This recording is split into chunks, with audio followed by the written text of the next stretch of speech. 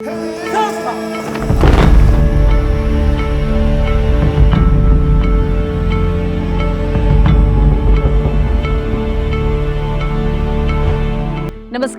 इस वक्त हमारे साथ मौजूद है समेश्वर सिंह ठाकुर सर, जो कि उच्चतर माध्यमिक विद्यालय कुसमी के प्राचार्य महोदय हैं। आज हम उनसे शिक्षा पद्धति से जुड़ी कुछ खास बातचीत करेंगे। सर, मैं बहुत बहुत स्वागत करती हूँ आपका। धन्यवाद। और सबसे पहले मैं आपसे ये जानना चाहूंगी कि आज की शिक्षा के बदलते परिवेश के बारे में आप क्या कहना चाहेंगे? जी मैडम, आज जैसा कि आप देख रहे हैं, वैश्वीकरण का युग है, ग्लोबलाइजेशन का युग है जी। और विश्व की तुलना में भारत को भी उनके साथ उनके पैरेलल खड़ा होना है। ऐसी स्थिति में आज की शिक्षा जो है वो रोजगार मूलक तो होनी ही चाहिए, ताकि हम भावी पीढ़ी को रोजगार युक्त बना सकें। और निश्चित रूप से इसके लिए सरकार द्वारा प्रयास किया जा रहा है, जैसे कि हायर सेकेंडरी स्तर पर 9वीं से लेकर के 12वीं तक व्यावसायिक शिक्षा की योजना लागू की गई है, जिससे हमारे युवाओं को आगे चल करके स्वरोजगार मिलेगा और वो किसी भी शासकीय नौकरी के भरोसे नहीं रहेंगे। उनकी आत्मनिर्भरता बढ़ेगी और बरकरार रहेगी। और साथ ही हमको जो है विश्व स्तर पर भी अपने को ले जा करके उनके पैरेलल खड़ा करना है। देश में के लोगों को हमको रोजगार युक्त बनाना है, ताकि हमारा देश भी समृद्ध हो सके। और विश्व में हम भी चाहते हैं कि हमारा देश जो है सबसे आगे रहे और सभी लोग जो है रोजगार युक्त हों और देश से भूखमरी गरीबी जो है मिट सके। जी जी, और हमारे युवाओं को रोजगार के नए रास्ते उनके लिए खुल सके। हाँ, इसमें भी शिक्षा के क्षेत्र में भी लागू किया गया, ताकि आने वाली पीढ़ी को, हमारे युवाओं को नए नए रोजगार के अवसर मिले। और उसके लिए 34 प्रकार के अलग अलग व्यावसायिक ट्रेड जो है हमारे स्कूलों में शासन द्वारा संचालित किए जा रहे हैं, जिसका लाभ जो है हमारे बच्चों को मिल रहा है। तो निश्चित रूप से वो आगे जाकर के जो है स्वयं का रोजगार करने में सफल हो जाएंगे। एक बहुत ही जरूरी चीज मैं आपसे जानना चाहूंगी सर, कि आज डिजिटल क्रांति के इस युग में जो मौजूदा समय चल रहा है जी, उसमें आप जो परिवर्तन देखते हैं जी, उसको लेकर के आपकी क्या सोच है, जी, एक प्राचार्य होने के नाते? जी, आपने बहुत अच्छा प्रश्न किया मैडम। परिवर्तन सृष्टि का नियम है। तीव्र गति से दुनिया में परिवर्तन हो रहे हैं। पूरा विश्व जो है इस क्रांति में शामिल हो रहा है। डिजिटल का युग आ गया है। हर चीज़ जो है डिजिटल होते जा रहा है। तो इस क्षेत्र में भी हमको आगे जाना है, हमारे बच्चों को इसकी जानकारी देनी है। तो इसके लिए जो है कंप्यूटर की शिक्षा दी जा रही है, अनिवार्य है।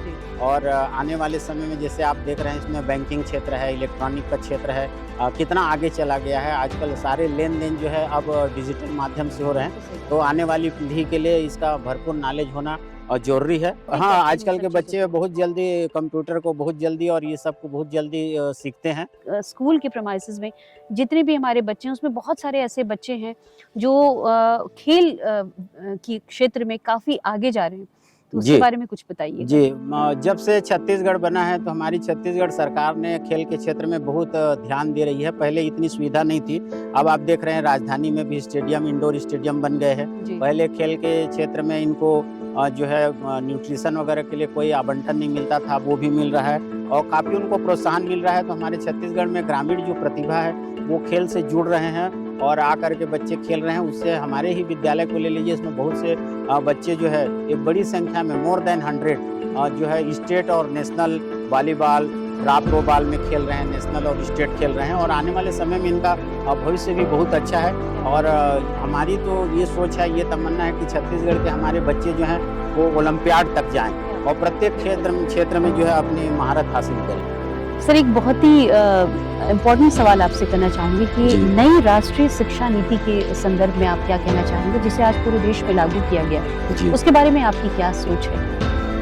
नई राष्ट्रीय शिक्षा नीति में बहुत सारे परिवर्तन हैं और कुछ राज्यों ने उसको लागू कर दिया है और हमारे छत्तीसगढ़ में भी लागू होने वाला है। अभी उस पर पाठ्यक्रम निर्माण पर कार्य चल रहा है और नई शिक्षा नीति पूर्ण रूप से रोजगार मूलक शिक्षा नीति है और उससे जो है हमारे बच्चों को आगे रोजगार भी मिलेगी। सर, हमने बहुत अलग अलग विषयों पर बातचीत की, खेल कूद के बारे में, प्रगति के बारे में, हमारे जितने भी विद्यार्थी हों उनके रोजगार मूलक विषयों के बारे में हमने बातचीत की। एक बहुत ही अहम सवाल जो हमारे आने वाले भविष्य में हमारे जो विद्यार्थी हैं उनसे जुड़ा हुआ है कि कहीं ना कहीं हमारे विद्यार्थियों की जो एक नैतिक शिक्षा है वो धीरे धीरे पतन की ओर बढ़ रही है। तो इसके बारे में एक प्राचार्य होने के नाते आपकी क्या सोच है या आप क्या संदेश देना चाहेंगे? मैडम, आपका ये बहुत बहुत ही महत्वपूर्ण प्रश्न आपने किया है। जब हम लोग पढ़ते थे तो उस समय हमारे पाठ्यक्रम में नैतिक शिक्षा के अलग से किताबें होती थी, सहायक वाचन होती थी और उसमें खूब अच्छी-अच्छी पंचतंत्र की प्रेरणादायक कहानियाँ होती थी, जी। जो हमें स्वमेव नैतिक शिक्षा की ओर प्रेरित करती थी। जिसे हम आत्मसात भी करते थे। आत्मसात भी करते थे जी। और आज के परिवेश में आप देखेंगे तो पाठ्यक्रमों में नैतिक शिक्षा को हटा दिया गया है और आज समाज को फिर से नैतिक शिक्षा और मानवीय मूल्यों को समझने की आवश्यकता है।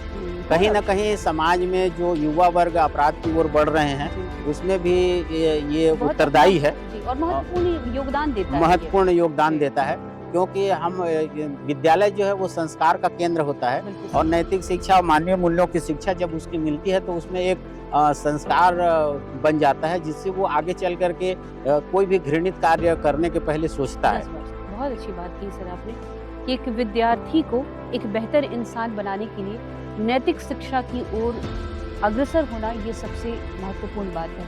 तो हमसे बातचीत करने के लिए एक बार फिर मैं पुनः आपका बहुत बहुत धन्यवाद करती हूँ। धन्यवाद सर। धन्यवाद मैडम, आपको भी बहुत बहुत धन्यवाद। जी।